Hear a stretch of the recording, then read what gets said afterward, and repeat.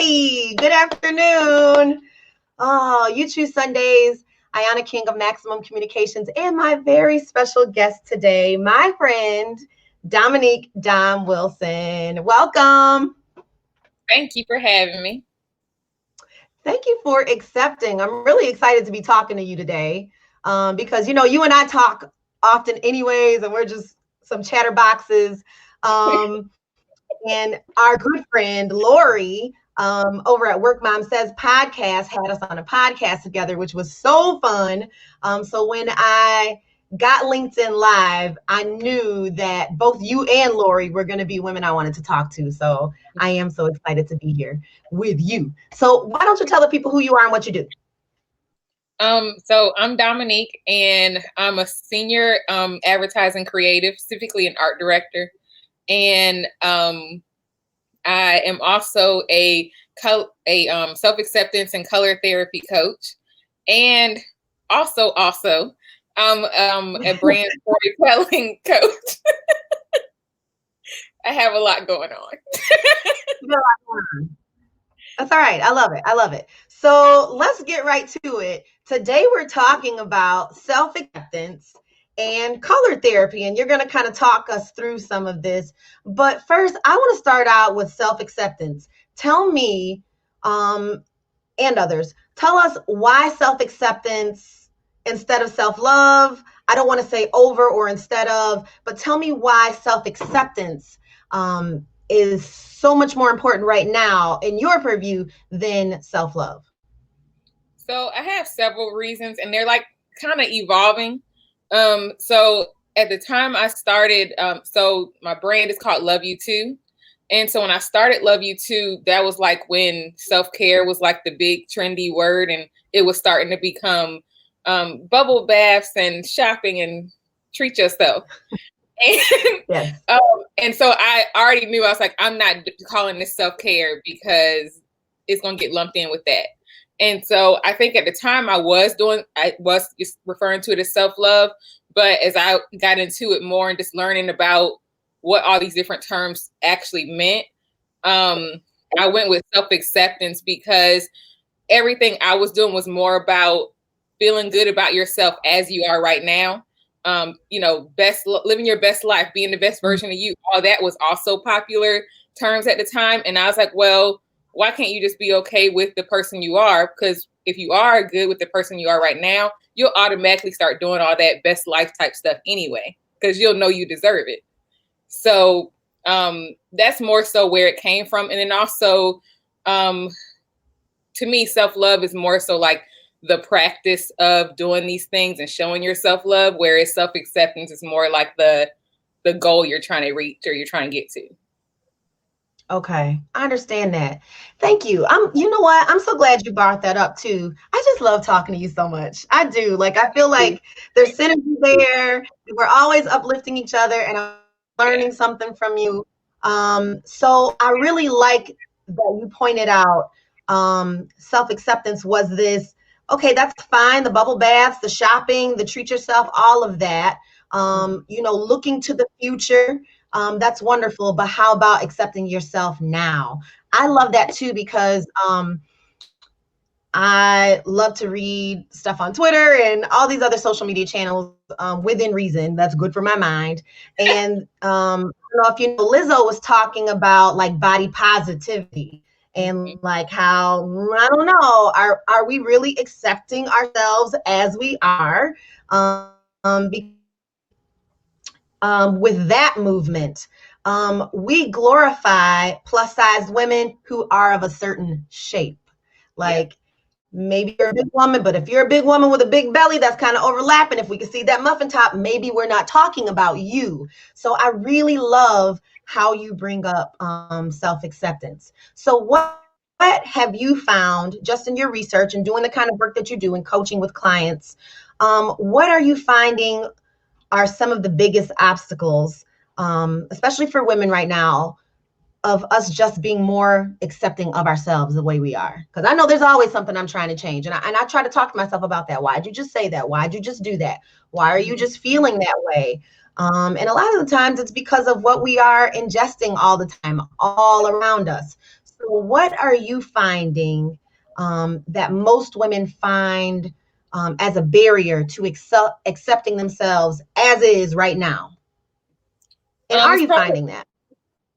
It's probably a few things, but one of the things that's not in our pool is more so I think the catalyst is like age. Because as you get older, you just get more and more like, look, I don't care. I'm gonna do what I want. But for most people that takes years, to get there. But one of the obstacles is like finding confidence. Confidence is like the main thing that comes up, but what confidence is looks different on everybody. So you'll see people who are like, you assume this person's super confident because I don't know, they're like a public figure or something like that, but they have something that it still bothers them. Like we all have that.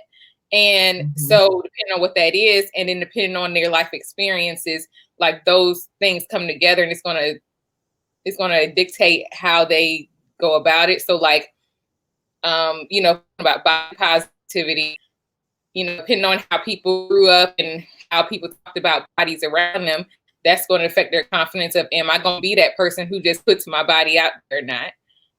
Similar thing with like career or, reaching your goals. If people around them have always told them, oh, play it safe, then they're going to be less confident about that. So like, regardless of the actual thing the person needs help with, a lot of times it's just like finding the confidence to just do it, or to start ignoring all that stuff. And you just said that part of that comes with age. And and that's not to say that there aren't really young women who aren't confident, who don't accept themselves as they are. And that's not to also say that all women who are older are all of a sudden super confident and accept themselves as they are. I'm not saying that at all, but I am saying personally for me, those 30s heading into 40, I was about it. I'm still about it. So I used to be, especially now, like I'm my boss now. I'm my boss now. So there's not a whole lot anybody is going to be able to tell me about myself and about the work that I do and the way that I do it that is going to make me shrink. Yeah. And I was really shrunken down for a long time, for much of my adult life, for much of my working adult life.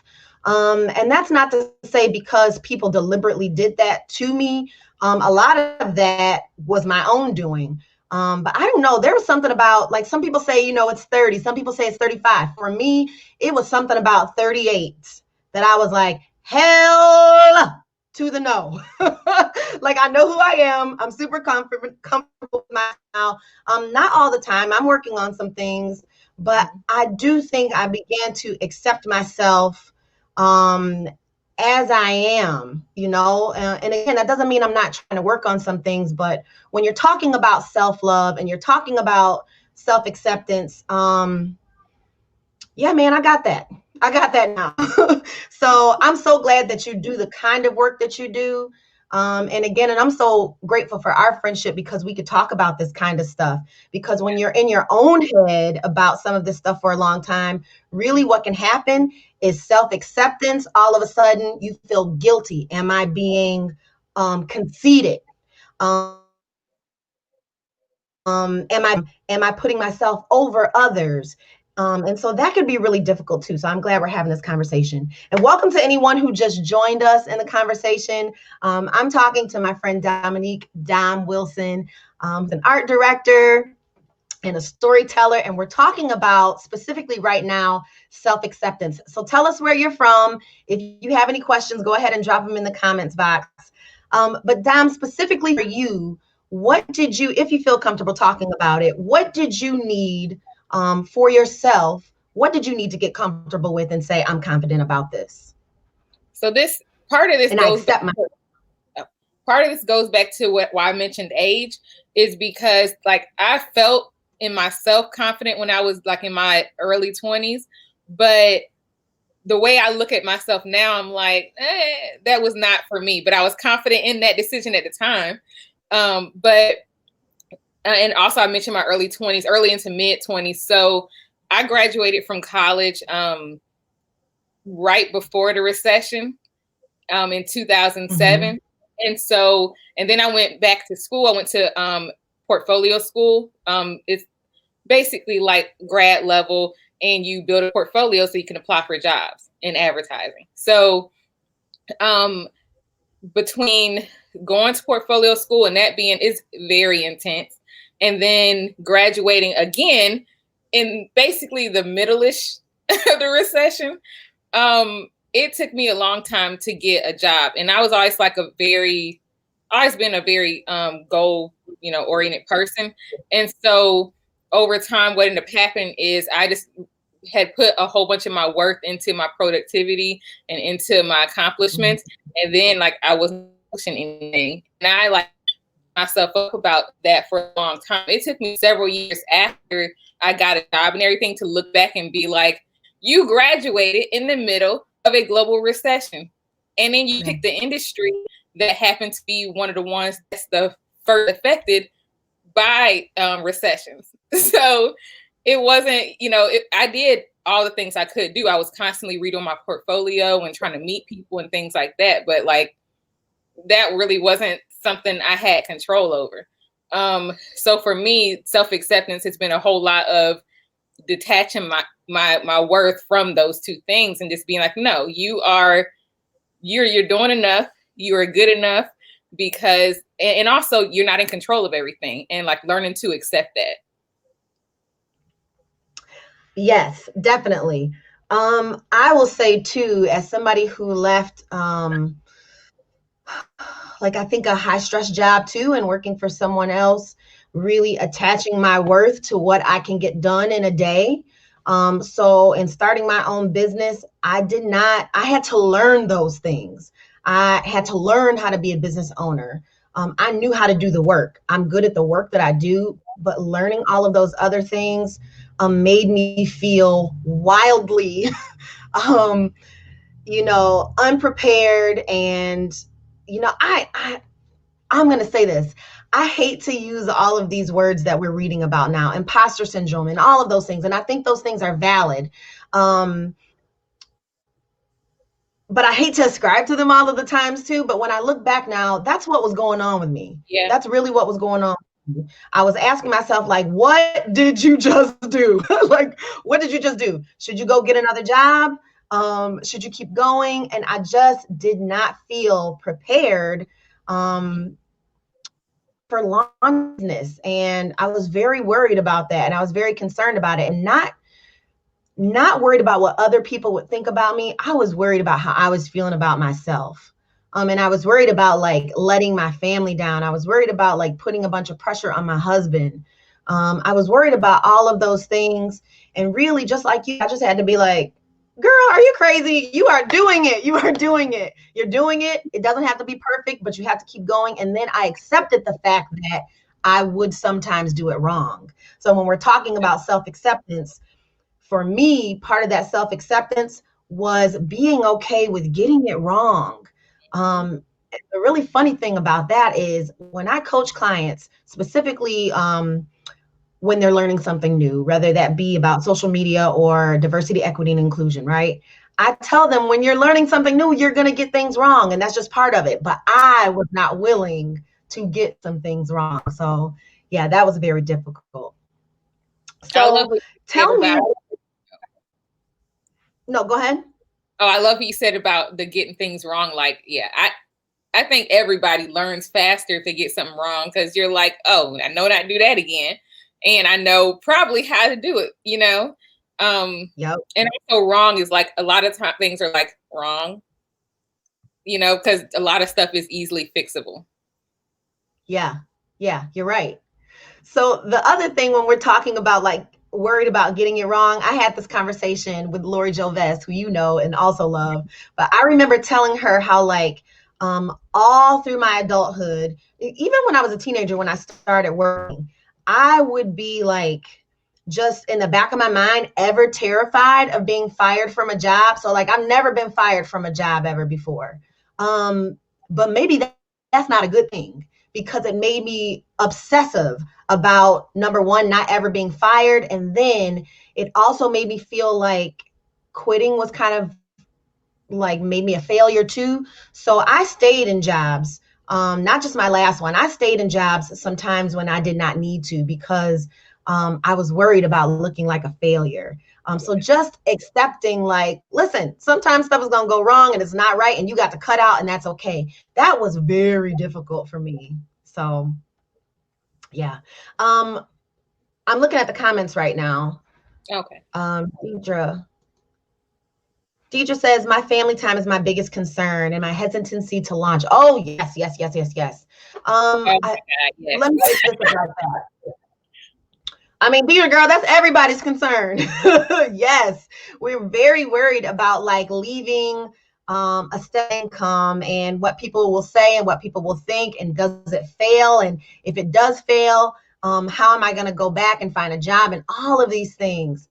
And it's, I imagine, I'm not trying to speak about something that I don't fully understand, but I imagine for anyone who's a single parent, it would be even that much harder. It would be that much harder because you don't have anybody to fall back on. And I'm very fortunate in that way.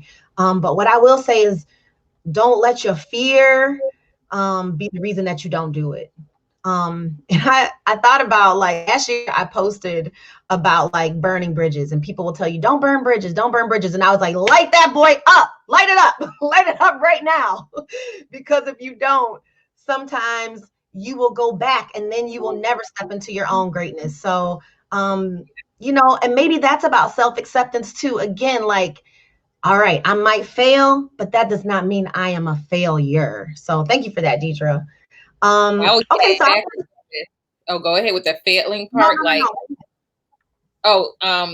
It is related to self-acceptance too, like the launching and fear of failures. Like with launching, I'll tell you, because I have 2 brands, is like the first with Love You Too, that was self-acceptance, but it's also color therapy.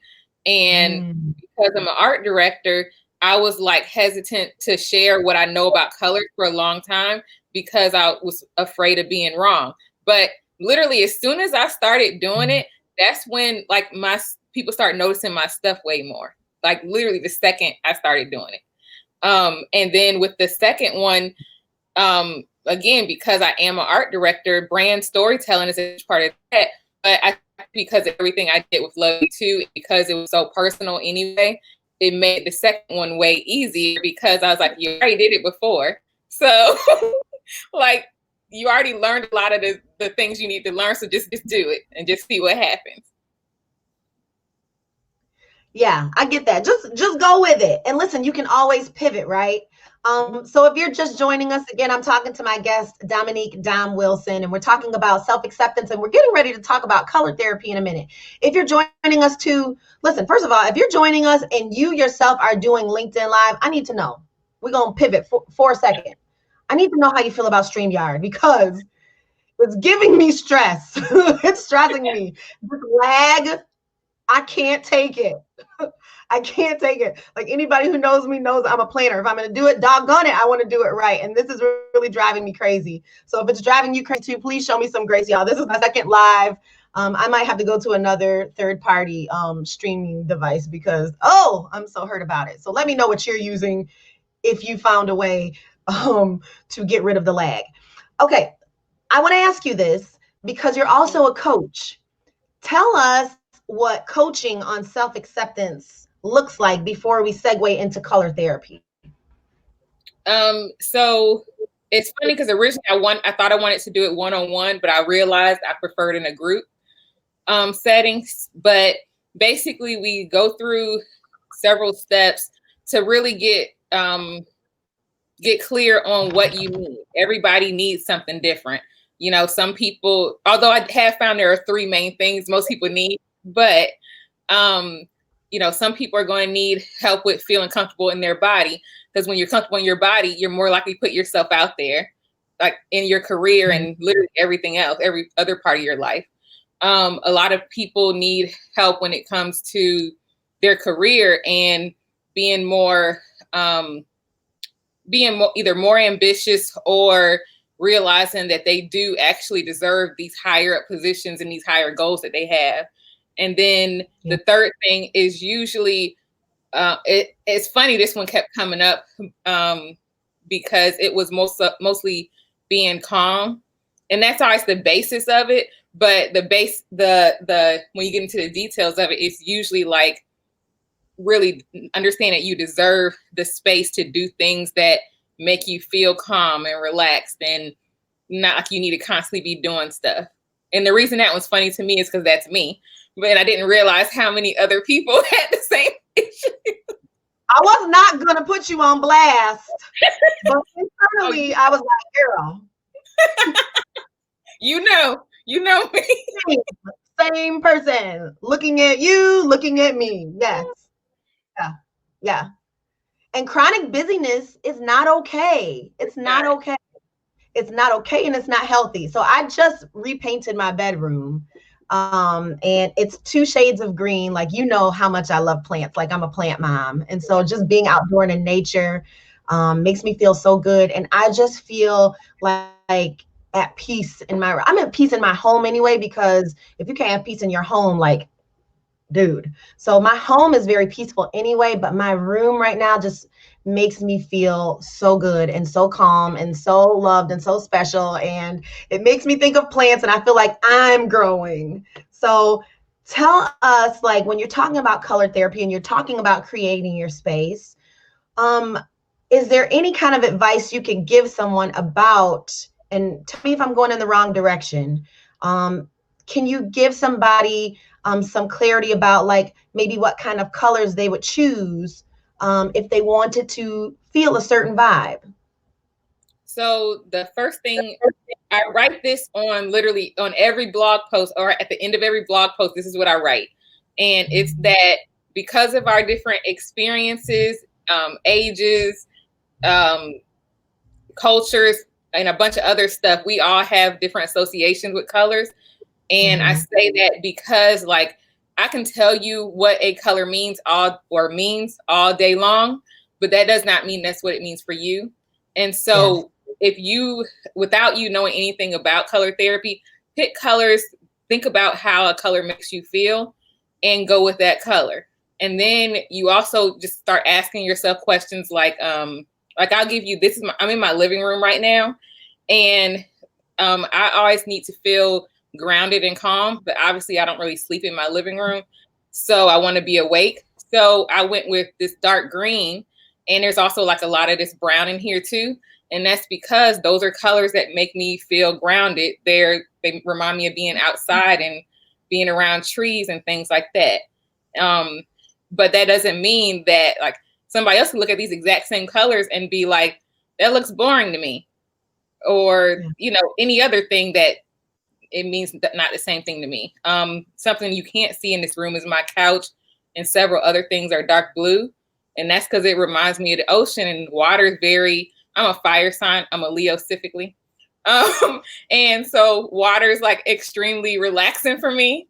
And so, but same thing, somebody could look at all this dark blue and be like, why does this look like an office, or does it look corporate or something like that? Like, they could see it completely different. So I say, start with what color makes you feel how you want to feel. And then when I work with people, then we can like talk about it even more, because I'm obsessed with the why. And then that's usually how you can get even more clear on what colors you want. Okay. Well, first of all, I've been to your house and I love your colors. I just love them so much. But I want to also say too, and hopefully you can add to this, it is okay to change your mind about colors also, like for years and years. And I mean, from the time I was a kid, I'd be like, blue's my favorite color. Blue's my favorite color. I love blue. Like, I wore a lot of blue, a lot of dark shades of blue, light shades of blue, like my closet, everything blue. My room was blue for a long time. And then one day I just was like, I'm like this. Like, this is not like, this makes me feel, I feel depressed. Like, I don't like this. I don't like this. And then I really found that when I was drawn to paintings, when I was drawn to any kind of art, any kind of pottery, it was a shade of green. Like, and I said to myself, I've been saying all this time, like, my favorite color is blue. It's okay for me to change my mind. Like, I can change my mind. And like, so maybe one day, like, pink is not my favorite color, but maybe one day pink will be my favorite color. I don't know. It's possible. Well, that's like, you can see these curtains are pink. I used to hate like light pink, hated it with a passion. And I have light pink curtains in here. I used to not like green either. Green, this particular green is my favorite color. I used to hate green. But like, yeah, now I have a whole room and a whole bunch of other stuff that's green. Look at that. Look at that. I just want to put up this really sweet comment here. From Alima. I hope I'm right. Aww. She says, Dom, you are amazing and a great resource. For me, earth tones are calming and have helped me create a safe, comfortable, peaceful, girl, Yes. Oh, hey, Yes. peaceful place at home. That's the one I want to land on, Alima. Thank you.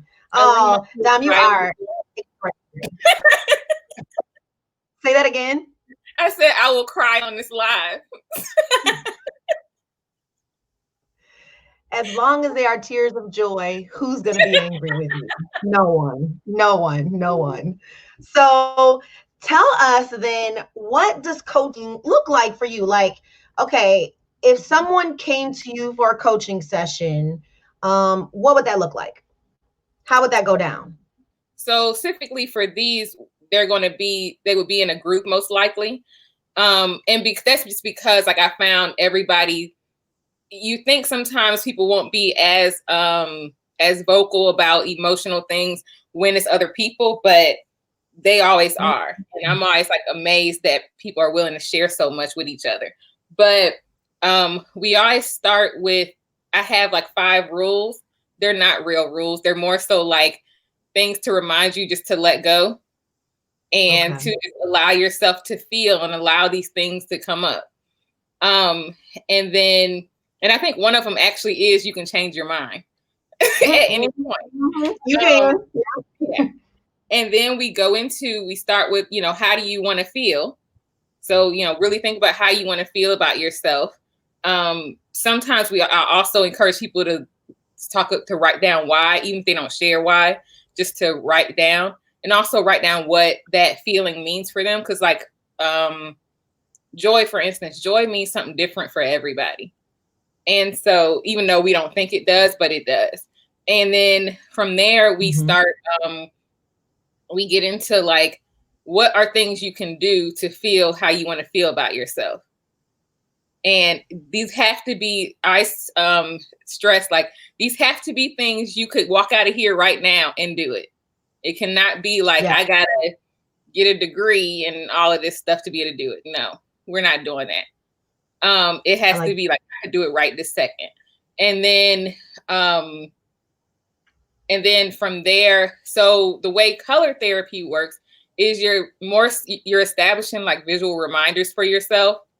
So it's, you attach that feeling to this color and sometimes to this object. And then whenever you look at that color, it reminds you, I want to feel this way. So I'm going to do this thing that makes me feel this way. And it's just like this, it's basically like this circle. That's not a circle.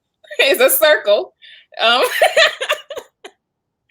it just reminds you, to keep doing it. I really love that. So if anybody's still on right now, I'm looking through StreamYard, and I just told you, like, I'm on the struggle bus with StreamYard, but tell us what your favorite colors are. Just put them in the comments. And I want to say something. I want to go back to what you said about coaching in groups. And you said you were very surprised that people would be so transparent in groups, right? But think about how you and I met, and how you and I and Lori met. And I think about Alice and so many women that I met through the She Hive. It was in groups. It was in a group that I decided I'm out. I'm leaving my job and I'm starting my own business. And it was because I had the support of other women. And that was an afternoon session. But you and I had been in She Hive together, and I was like telling everybody, like, y'all, let me tell you what's going on at work, and I don't know how to handle this. And I just didn't. And so that was stuff that I was bottling up and not talking to anybody about until I was in a group of women who I felt like were safe with me to talk that stuff through. So I think about that. And I know I've told Alice that before, and you know Alice well too. How like if I would have never, I'm so grateful for the She Hive for that, because had I never start going to those masterminds classes, I would have never been able to talk some of that stuff through. And let me tell you something, hear me when I say it. I cannot imagine being in that space dealing with some of the stuff that I was going through quietly. I cannot imagine doing that right now in 2020. That would have been my first firing, girl. Do you hear me? I said I was afraid to get fired. That baby, that would have been it. Because I was having such a hard time, like not saying when I saw things that did not make me feel good. So I want to pivot one more time. And because we're about 30 minutes in now, let's switch gears and talk about what is bringing you joy right now. Because it's You Choose Sundays, and we talked about self-acceptance and color therapy, and I love that. And you always give such good nuggets, because that's, you know what you're talking about. But now I want to hear, like, what is bringing you joy right now, if anything is bringing you joy? Being able to be in my house a lot. Yeah. It has been bringing me joy. I'm a person I'm an extrovert. I love being out and doing stuff, but being able to be home so much now, our office transitioned to being remote in March, and just being in my house a lot, especially because I had already started really making it look nice and how I want it in here. And so actually being able to enjoy it during the day, all day, has been really nice. And even something as simple as like, where am I? I keep like moving stuff around on this shelf behind me, because I do sit here a lot. I'm not supposed to, because it's the sofa, but I do. But, you know, just like moving stuff around and just making my house look how I want it to be, and then being able to actually absorb it all day has been really nice. Yeah. I said that about like your home. Like if your home is a peaceful place, then it is a source of joy. That's good. Like, for some people, I know quarantine was so hard. Quarantine exposed some folks when they just could not stay in their own homes. I was like, you know, I was side eyeing people. I was like, you telling on yourself, you better stay at home, you know? So what else is bringing you joy? Being at home, is there anything else that's bringing you any particular joy right now? Especially like, you know, things are going nuts. Like it literally feels like the world is on fire. I'm gonna leave it at that. But so what, and is anything kind of relieving some of that for you? So that's part of me being able to be home and in my space. This is like my safety bubble. So if I don't get on, I love Twitter, but if I decide I'm not going to get on Twitter for a few hours and I don't watch, you know, regular TV, I'm on like Netflix or something, like nothing exists. And I just am looking at like pretty colors all day. And that's nice, you know, to be in your space. And I do live alone, so it's not like anybody's here to drive me crazy. So it's just, you know, it's nice having that, like I said, the safety bubble where I sometimes don't have to deal with stuff, because, you know, in addition to so much going on, there also everybody like wants to talk about it more. And so that in a way took away some of the bubble I had before, where I just was like, oh, certain people don't want to talk about this anyway. But yeah, so just being in my space, it just gives me a lot of joy and a lot of peace. Yeah. I think those are at the top of my priority list, is joy and peace.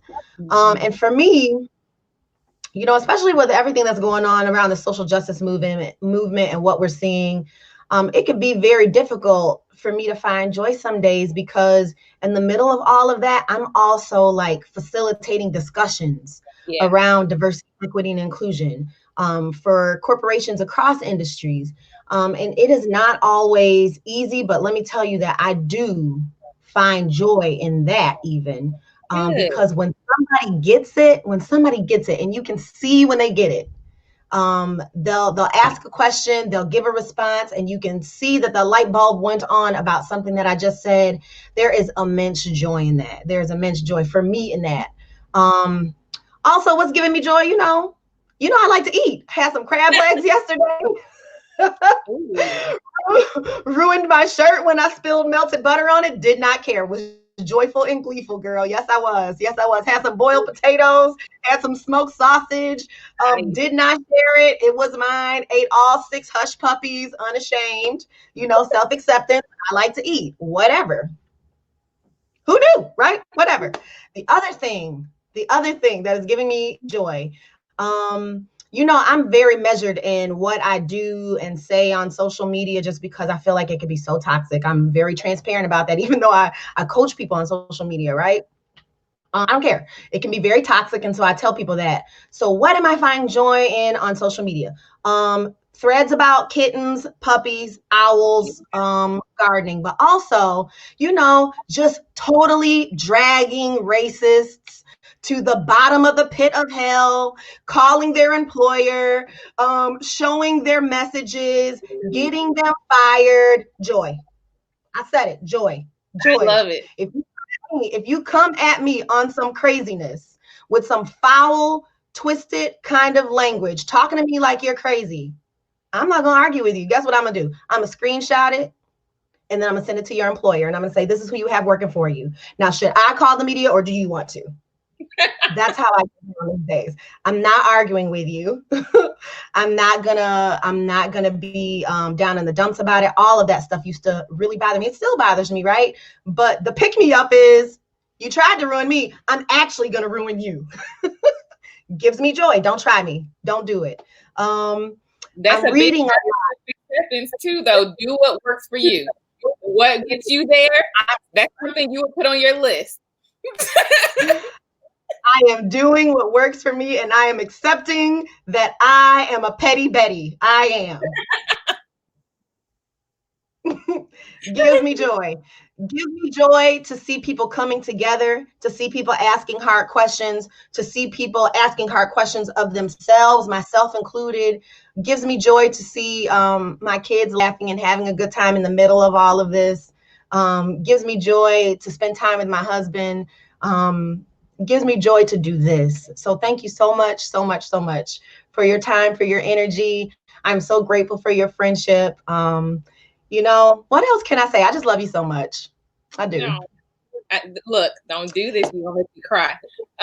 No, I love you too. I love that we every time I think about how we met, and I'm just like similar to what you said about She Hive. If I never went to She Hive, I never would have met you, never would have met a bunch of people who are like people I love. Yep.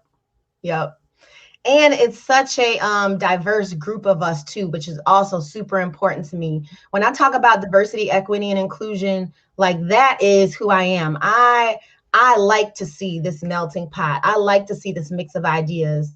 I need that. So that has been very good for me also. Thank you so much for your time today. You have any parting words for the people? Where can they find you? Oh, you can find me on, Instagram and on Twitter. I'm at Dom Wilson on both. Just make it easy. And then if you want to, if you're interested more in Love You Too, or in storytelling, if you go to either of those, to go to at Dom Wilson on either place, you can see my other pages too. Okay, perfect. Well, thank you so much. I forgot to throw up my banner here because, again, you all know that I'm new to this StreamYard. I don't know if I'm having some issues here. So if you stuck with me this long, thank you so much. I'm going to continue working on it. You know, if you would like to be on YouTube Sundays, don't forget to message me. Ayana King, Maximum Communications. Dom, I'll talk to you soon. Everybody, enjoy your week. Bye.